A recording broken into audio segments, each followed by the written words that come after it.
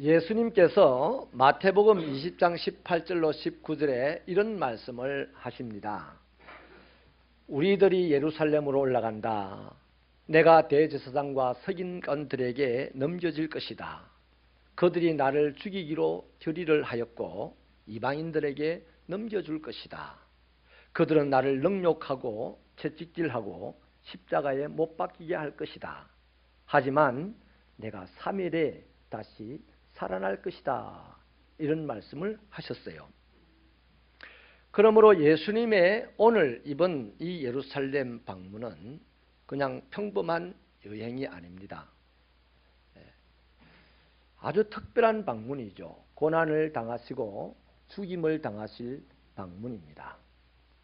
마침 벳박이라는 마을에 이르렀을 때 예수님이 두 제자를 불러서 건너편 마을에 가서 나귀 새끼를 풀어서 끌고 오너라 이렇게 시키셨어요. 예수님이 이렇게 하신 것은 이미 520년 전에 예언된 하나님의 말씀을 이루기 위함이라고 성경은 정리를 하고 있습니다. 그 말씀이 스가랴서 9장 9절인데 시온에 따라 크게 기뻐할지어다 예루살렘에 따라 즐거이 부를지어다 보라 내 왕이 내게 임하나니 그는 공의로우며 구원을 베풀며 겸손하여서 나귀를 타나니 나귀의 작은 것 곧 나귀 새끼니라 하는 예언입니다. 그러니까 지금 예루살렘에 들어가시는 예수님, 고난을 당하러 들어가시고 죽임을 당하러 들어가시는 이 예수님이 누구시냐 하니까 메시아십니다. 왕이십니다. 우리는 본문에서 예수님이 어떤 왕인지를 확인할 수가 있어요.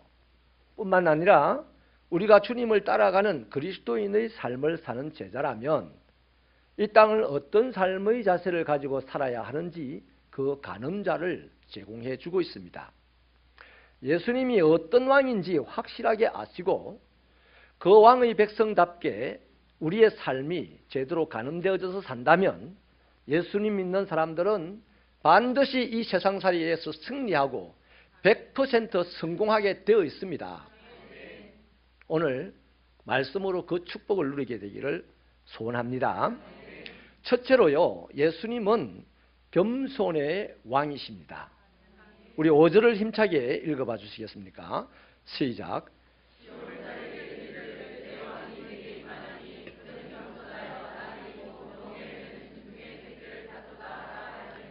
아멘. 왕이 어딘가를 방문하게 된다면요, 그 방문지가 결정이 되는 순간 선발대를 먼저 파송을 하죠. 그래서 그 선발대들은 왕이 방문할 장소에 먼저 가서 곧 오실 그 왕의 안전이라든지 그 왕의 어전 문제를 아주 철저하게 준비를 하게 됩니다. 왕의 행사가 중요하거나 그 내용이 중요하거나 크다면 그러한 준비는 더욱 대대적으로 하겠죠. 모든 준비가 끝났다고 했을 때에 왕은 드디어 행차를 시작하는데 말이 끄는 전차를 타고 길을 나섭니다. 수많은 군인들이 왕의 앞뒤에서 왕을 호위할 것입니다. 또한 반드시 악대들이 있어서 악대들이 휘황찬란한 연주를 하므로 왕이 출연했다는 것을 알리게 됩니다. 또 왕이 지나갈 때에 하필 그 행로길에 사람들이 있다면 그 사람들은 적시로 엎드려서 그 머리를 땅에 박고 있어야 됩니다.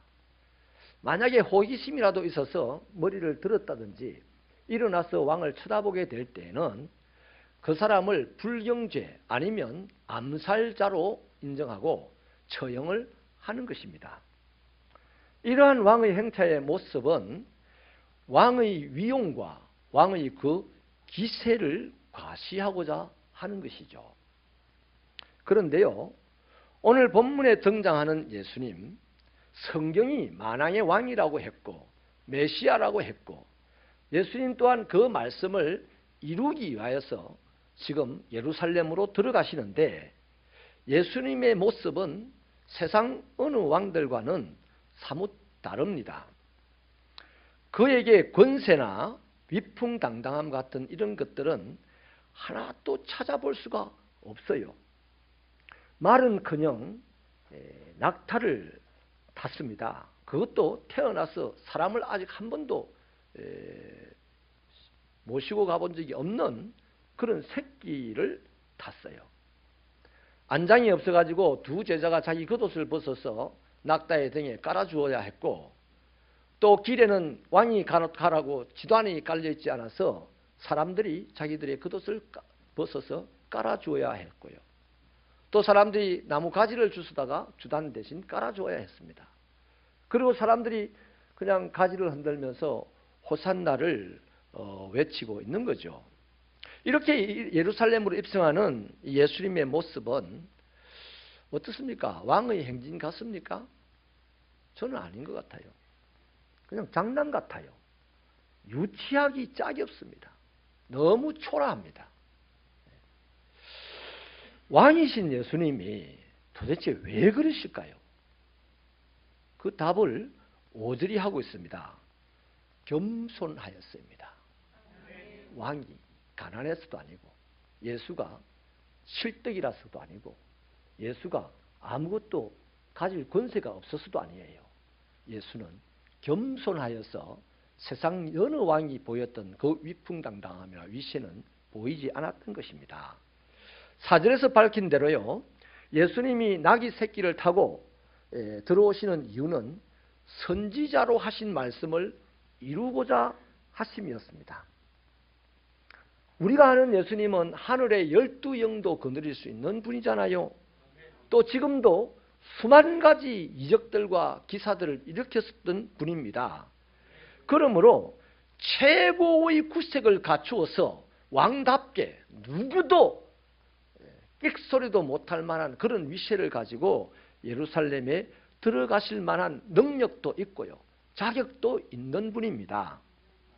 그러나 예수님은 예언된 하나님의 말씀을 이루기 위하여 나귀 새끼를 타고 예루살렘으로 들어오신 거예요. 누가 이런 걸 가능하겠습니까? 어느 누가 이렇게 할 수가 있겠습니까? 내가 왕이라면 이렇게 가겠어요? 아무도 못해요. 그러나 예수님만 하셨습니다. 예수님이 어떻게 할 수 있었습니까? 겸손해서 할 수 있었어요. 그 겸손함으로 할 수 있는 일이었습니다. 예수님에게는요, 자신이 왕으로서 어떤 모양으로, 어떤 의전과 어떤 안전으로 거기에 들어가야 되는가, 이거에는 전혀 관심이 없습니다. 예수님의 관심은 오직 하나님의 뜻을 이루는 그 하나에 관심이 있어요. 여러분, 심지어 그 뜻을 이루는 방식조차도 자기 방식이 아니에요. 하나님의 말씀대로입니다. 신앙생활 이렇게 하면 얼마나 멋있을까. 주의 거룩한 일, 다 주의 거룩한 일이지, 다 주의 거룩한 일에 참석했어. 그런데 지 뜻으로 하는 사람이 한둘이가 아니야. 이 시대는 내 주장을 가지고 해야 되고, 내 실력을 가지고 해야 되고, 내 위세를 가지고 해야 되고. 예수님 안 그러셨어. 예수님만큼 실력이 있는 사람이 어디 있으며, 예수님만큼 권세가 있는 분이 어디 있어요? 그런데 예수님은 그 예루살렘에 왕으로 들어가면서 자기 실력과 권세로 들어간 것이 아니고 하나님의 뜻으로 들어가고 하나님의 말씀대로 들어가더라고. 너무 멋있다.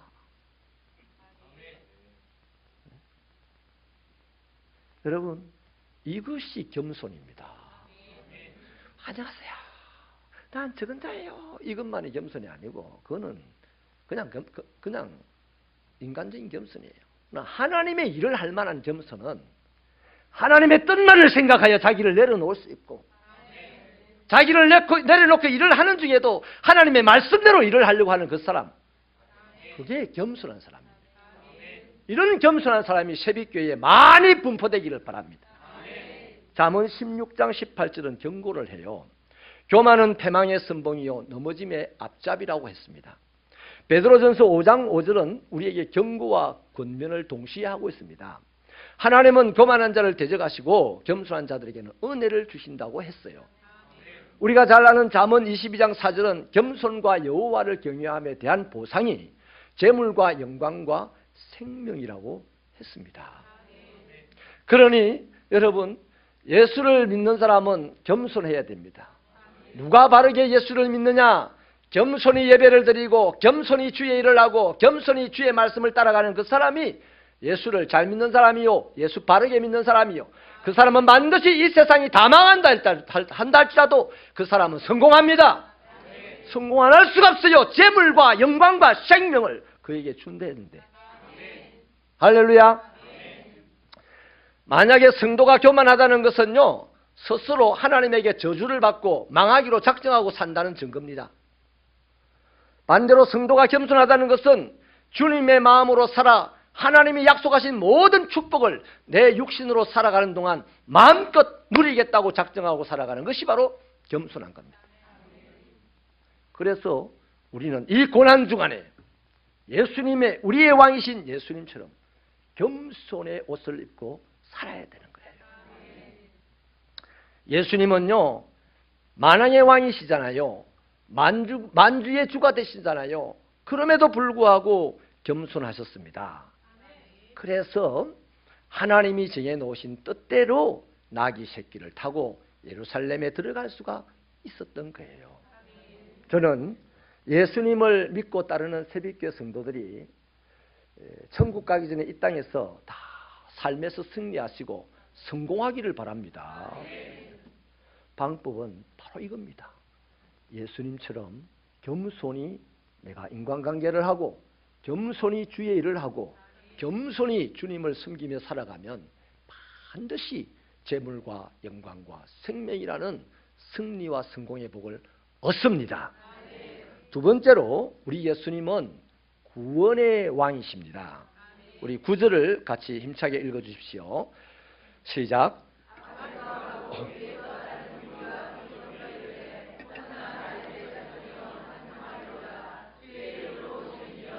가장 높은 곳에서 호산나 하더라. 여기에 나오는 호산나라고 하는 말은 비옵나니 우리를 구원하여 주세요라고 하는 뜻이죠. 군중들은 자신들의 구원을 기대하면서 예수님에게 이렇게 노래로 표현했습니다. 그런데 정확하게 말하면 그들이 기대하고 있던 구원은 당시 로마 제국에게 빼앗겼던 자기 나라의 주권을 찾는 거였습니다. 그러니까 인생의 문제를 해결하는 것이 그들의 구원이었다는 거죠.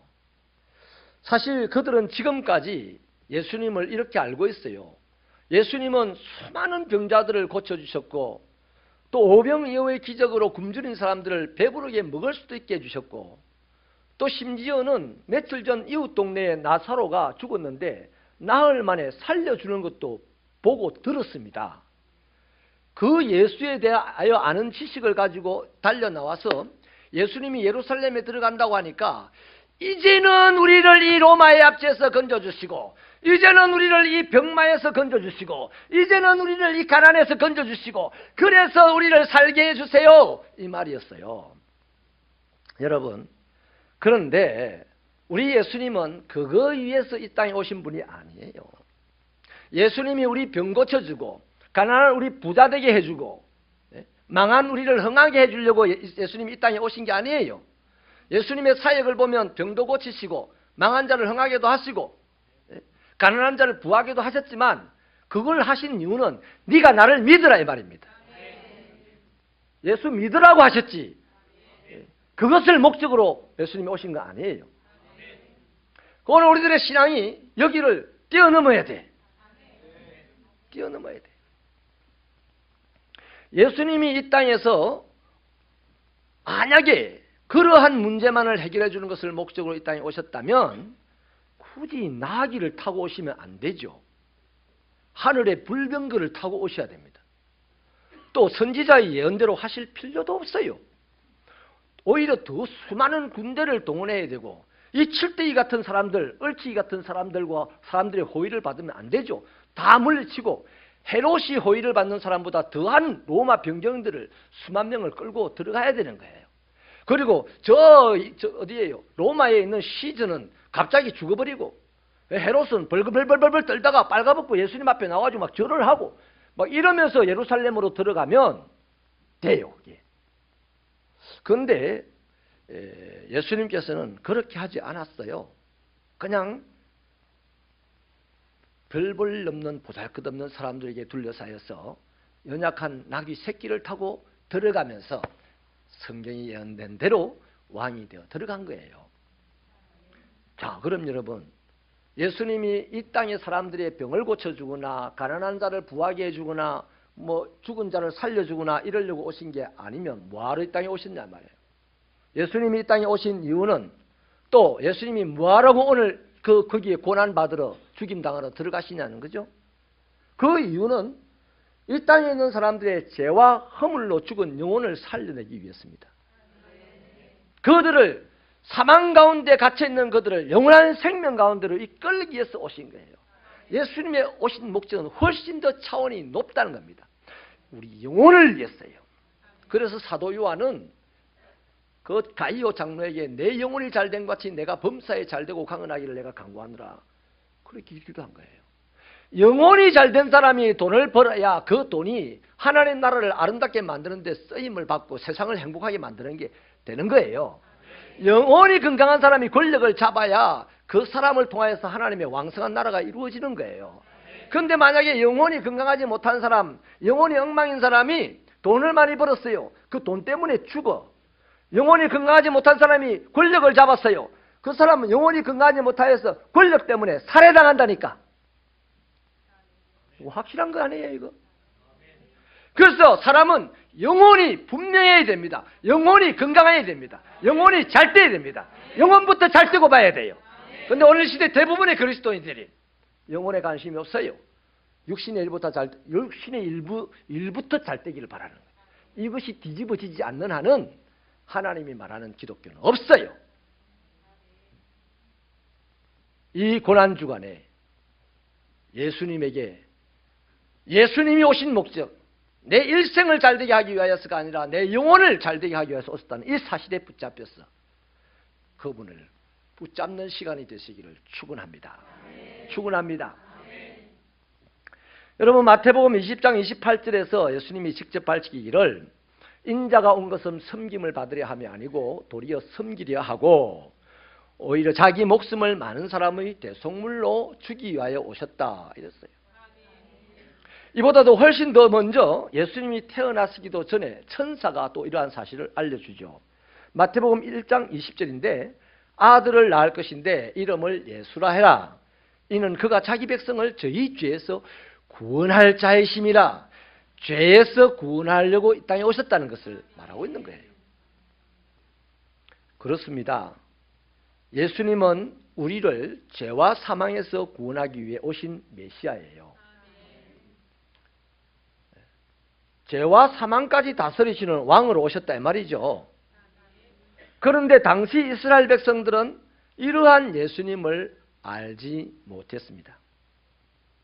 그래서 육신의 문제만을, 나사로를 살려주신 예수님 나도 살려주세요.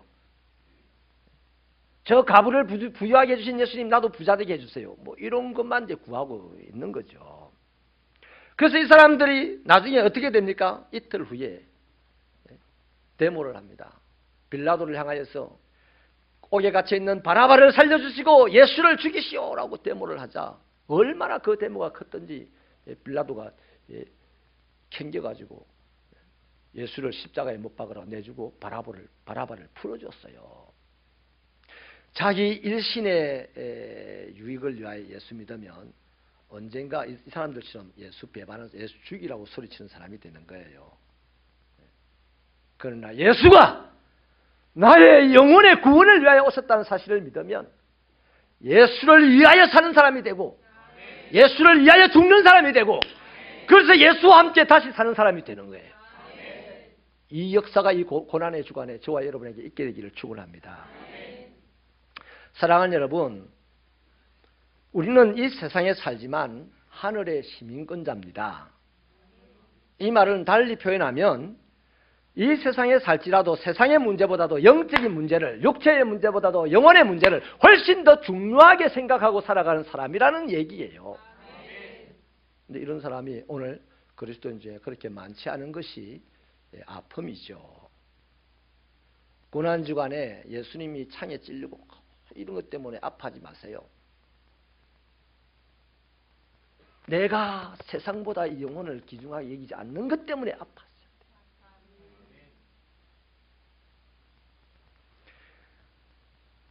여러분, 영혼이 잘 되지 않고는 육체의 일이 잘 될 것이 단 1도 없음을 명심하게 되는 고난주간이 되시기를 바랍니다.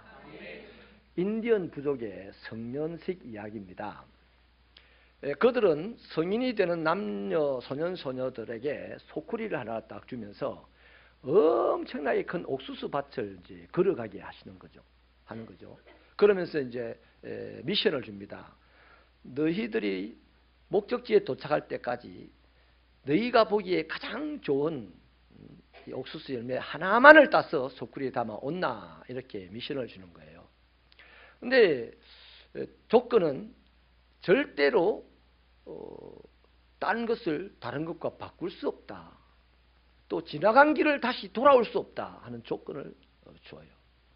그래서 보냈는데 놀랍게도 이 성인시간 남녀 소년 소녀들이 그 소쿠리에 빈 소쿠리로 오는 애들이 많고, 또 별로 보기에 볼품없는 옥수수를 하나 따가지고 오는 경우가 많더라는 겁니다.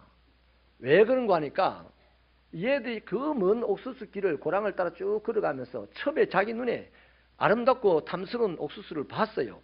딸려가다가 조금 더 가면 이보다 더 나은 것이 있지 않을까 하는 생각에 그 다른 것을 포기하고 한 걸음 더 가고 한 걸음 더 가다가 목적지에 도착을 해버렸어요. 그래서 할 수 없이 착한 애들은 그냥 빈소쿠리로 도착하고, 조금 명랑한 아이들은 아무거나 팍 땁니다. 그런데 훨씬 볼품이 없는 거죠. 여러분, 이 이야기는요, 오늘 우리들에게 신앙에도 참 큰 도전이 되는 얘기입니다. 지금도 우리는 어떻습니까?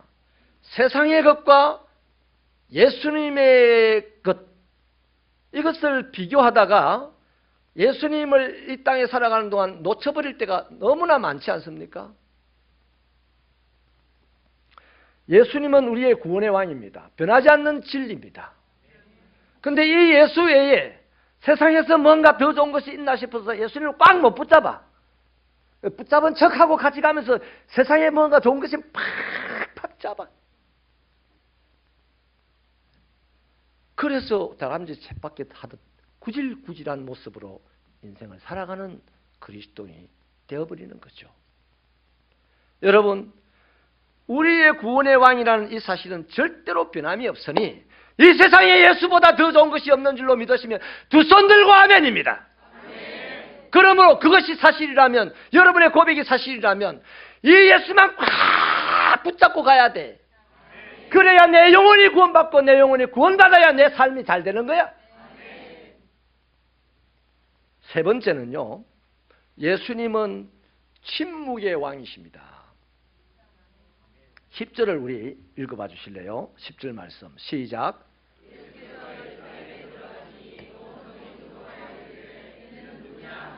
아멘. 예수님께서 겸손히 하나님의 말씀을 따라서 나귀 새끼를 타고 예루살렘으로 들어갔죠. 또 제자들이 겉옷을 깔아주었고 수많은 사람들이 또 주단처럼 길에다 겉옷을 깔아주었습니다. 또 많은 사람들이 나무가지를 흔들며 호산나를 외쳐줬습니다. 열광적인 모습은 맞아요.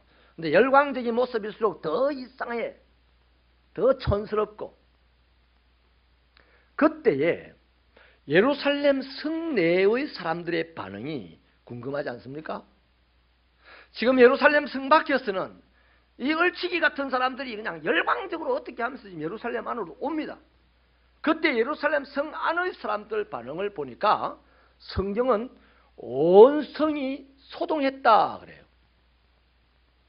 이 소동이라는 말을 가장 우리식으로 이해하기 쉽게 해석을 하면 들끓다 이 말입니다. 들끓었던 거예요. 예루살렘 성내의 사람들이. 여러분, 이것은 마치 마태복음 2장에 동방박사들이 유대의 왕이 태어나셨어요 라는 소식을 알려주셨을 때 헤롯 왕과 예루살렘 성내의 사람들이 소동했다는 그 말과 똑같은 맥락이에요. 예루살렘 성 안의 사람들은요, 오늘 이 일찍이 같은 사람들이 이 성내에 들어오면 로마가 가만히 있지 않을 것이라는 생각이 드는 거예요. 헤롯 왕 때문에 그나마 지금 로마로부터 이 예루살렘 성 안의 사람들은 혜택을 받고 있어요. 요새 우리나라 보면 뭐 5G가 나와가지고 지금 이슈가 되는데, 서울을 제외한 지방에 5G 기지국이 단 하나도 없어요. 그런데 지방에서는 지금 5G 그 단말기를 막 팔아요. 그 지방 사람들이 5G 단말기를 사가지고, 와, 난 5G, 한 번도 5G 쓰지도 못하면서 5G라고 했다는 거예요. 근데 서울 사람들만 지금 5G를 이용할 수가 있어요. 기지국이 거기만 있어. 지방에는 하나도 설치가 안 됐대. 이게 어제 나온 뉴스입니다. 여러분, 서울 사는 사람들은 혜택을 많이 입어요. 지방 사는 사람들은 혜택을 못 입어요. 그 당시도 마찬가지입니다. 로마 사람들에게 예루살렘 성 안의 사람들은 헤롯 왕 때문에 나름의 혜택을 입어요. 근데 성 밖의 사람들은 착취당하고 강간당하고 막 엉망진창이에요. 그래서 그들은 이 능력 있는 예수가 우리를 구원하여 주면 좋겠다, 로마로부터. 그런데 이 성내의 사람들은 굳이 해방이 안 돼도 괜찮아, 지금 잘 살아, 떵떵거리고 살아. 그런데 이 작자가 지금 이 안에 들어오면 로마가 쳐들어와가지고 또 우리를 그냥 확 썰어버릴 텐데, 이런 일이 있으면 안 돼 하고 들끓는 거예요.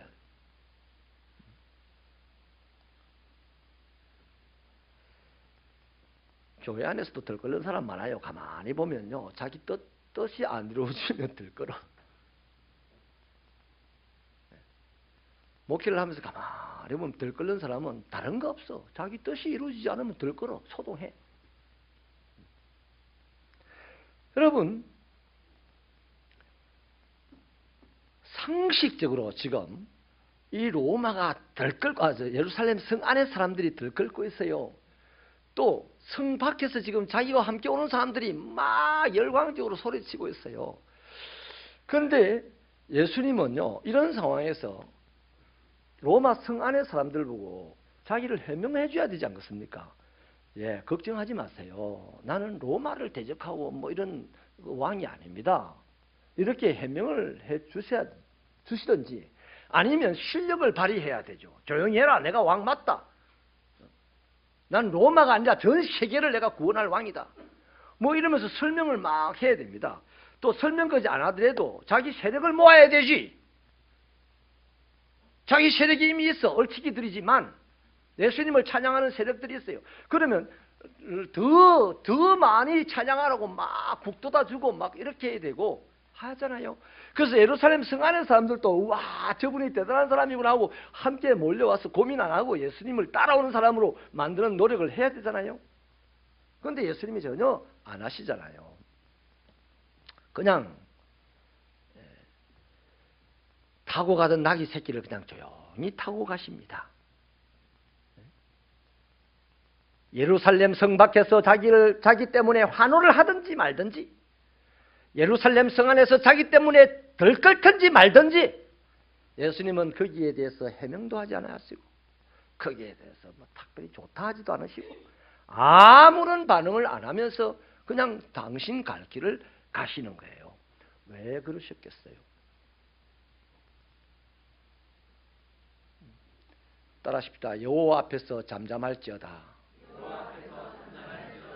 예수님은 지금 하나님 앞에 있어요. 하나님이 주신 사명 앞에 있어요. 내일 모레 며칠만 지나면 십자가를 지고 원 인류의 구원을 위하여서 왕답게 죽어야 될 그 사명이 있어요. 그 사명이 있는데 자기를 뭐 칭송하는 그 소리에 막 헬렐렐레 할 수도 있습니까? 자기를 비난하고 들끓는 그 소리에 아니다 뭐 이렇게 설명할 수 있습니까? 아무 의미 없어요.